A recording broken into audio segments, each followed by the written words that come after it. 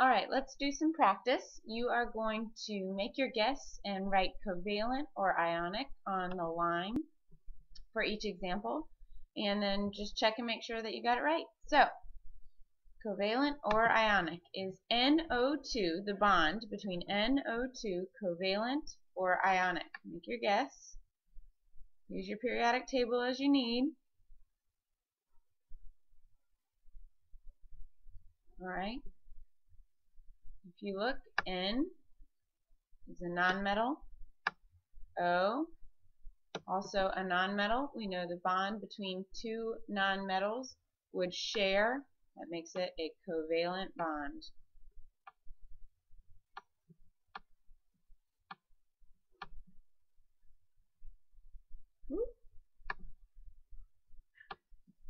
Okay.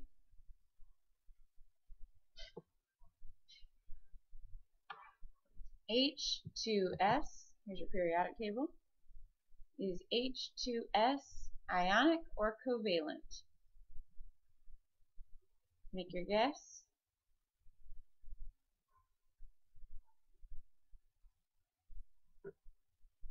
H, we know even though it's on the left side of the periodic table, it is a nonmetal. S, also a nonmetal. Two nonmetals, covalent.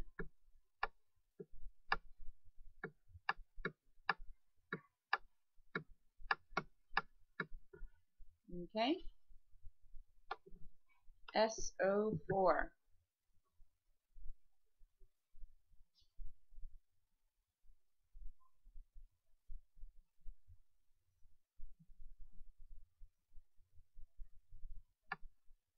Nonmetal. Nonmetal again.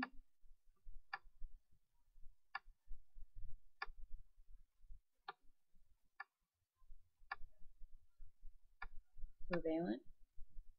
All right. NH4.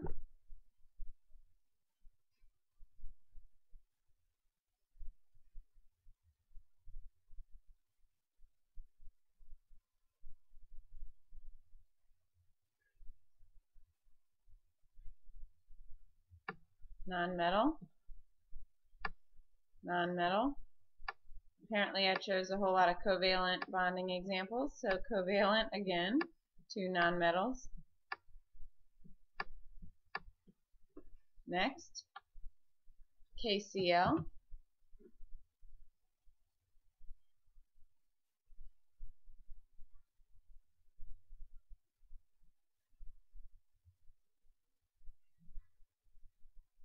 We have a metal this time, plus a nonmetal. We know that one would give to the other. That would make this bond ionic.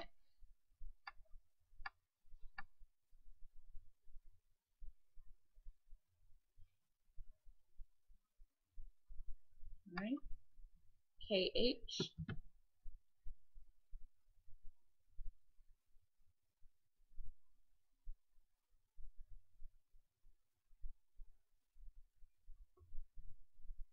Metal plus nonmetal. One would give to the other. Ionic.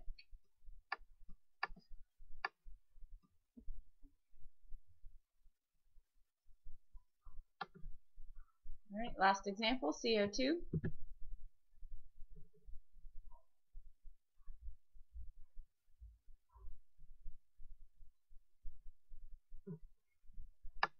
Carbon is a nonmetal. Oxygen, a nonmetal. Back to a covalent bond. As simple as that. So all you have to be able to do is identify metal or nonmetal, and then you should be able to figure out if it's a covalent or ionic bond forming.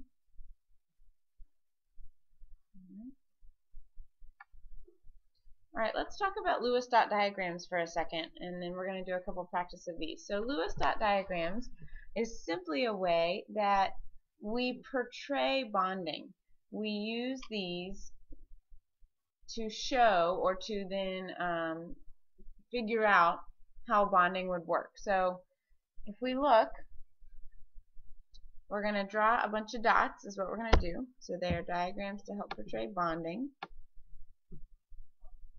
Right. And the amount of electrons in the outermost electron shell is what we're going to identify. We know that's called valence electrons.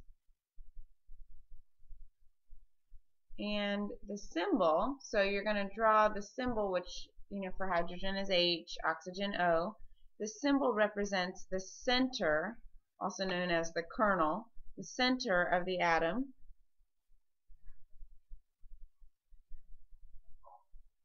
And then the dots on the outside represent the valence electrons.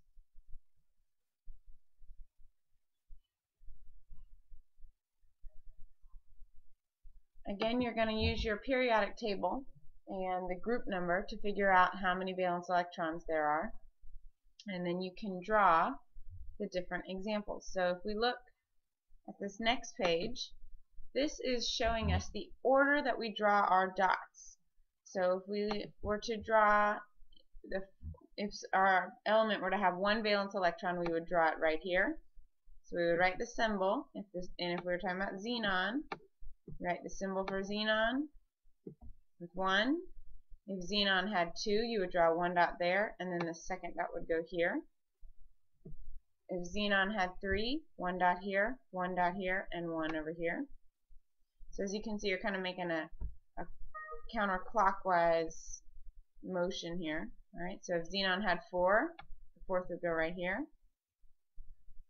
5, back over here to the right. 6, 7, 8. So you're going to use that to help draw the order. We know xenon's a noble gas. It does have 8, so this is what xenon would look like. Let's do some practice. Right, if we're looking at sodium, here's our periodic table. I'm going to shrink it just a little bit so we can see sodium. So sodium, right over here. Group 1, we know it has 1 valence electron. We know that our first valence electron would go over here on the right. So we would draw the symbol Na and 1 valence electron. That is the Lewis dot diagram for sodium. Right. Moving over to boron, we find boron right here in the 13th group.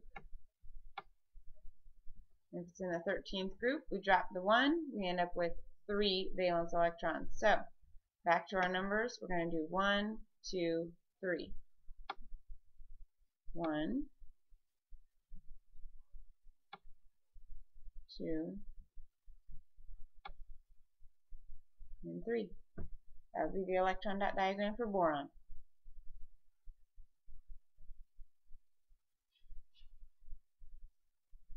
Alright, moving on.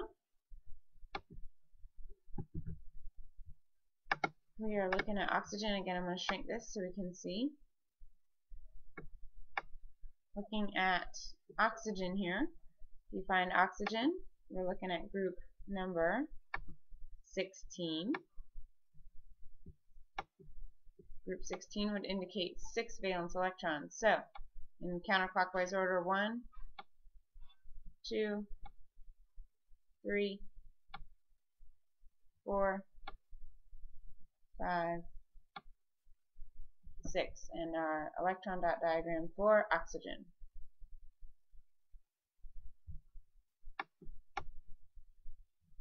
Right. Over to helium.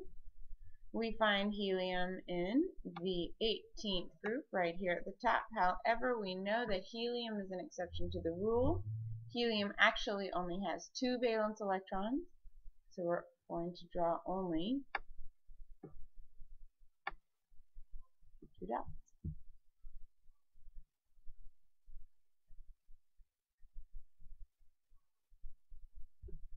Right.